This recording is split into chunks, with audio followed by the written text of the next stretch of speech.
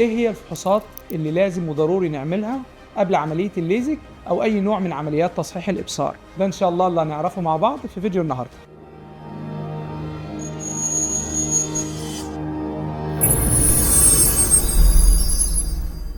السلام عليكم، معكم دكتور طه فاروق، مدرس مساعد واخصائي طب وجراحات العيون والليزك، وهنتكلم ان شاء الله النهارده عن الفحوصات اللي لازم نعملها قبل عمليه الليزك او اي نوع من عمليات تصحيح الابصار. اول حاجه المريض بينورنا في العياده، هنعمل شويه فحوصات مبدئيه في الاول زي قياس النظر ونحدد درجه ضعف النظر ونوعها، هل هو عنده قصر نظر ولا طول نظر ولا استجماتيزم. تاني حاجه بنشوف افضل حده ابصار ممكن نوصل لها بالنضاره بتاعه العيان، لان ده بتدينا تنبؤ للرؤية إن شاء الله هتكون إزاي بعد عملية تصحيح الإبصار. ثالث حاجة بنفحص ضغط العين كويس، بنطمن على عدسة العين إن ما فيهاش أي عتمات، بنفحص عصب العين والشبكية ونطمن إن العين سليمة تماما، لأن عملية الليزك بنعملها في العين تكون سليمة تماما بحيث إن العيان يستغنى عن النضارة، لكن لو في مشاكل جوه العين زي أمراض الشبكية وأمراض العصب البصري ده بنستبعده، ما بنعملوش عمليات تصحيح إبصار. بعد كده بنعمل بعض الفحوصات زي رسم طبوغرافي للقرنية عن طريق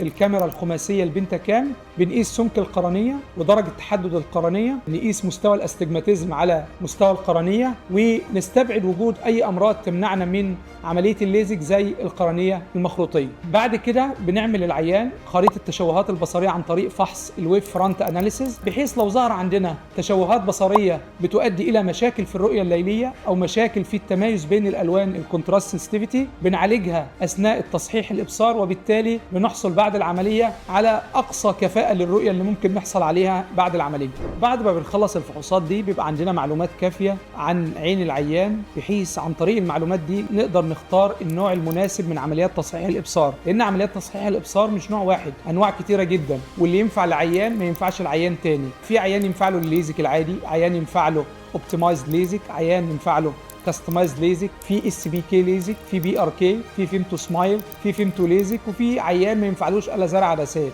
عشان نوصل للقرار الصحيح لازم نمر بكل الفحوصات دي، بحيث القرار يبقى متاخد على اسس علميه وقواعد، وبالتالي نحصل بعد العمليه على افضل كفاءه للرؤيه من عمليه الليزك.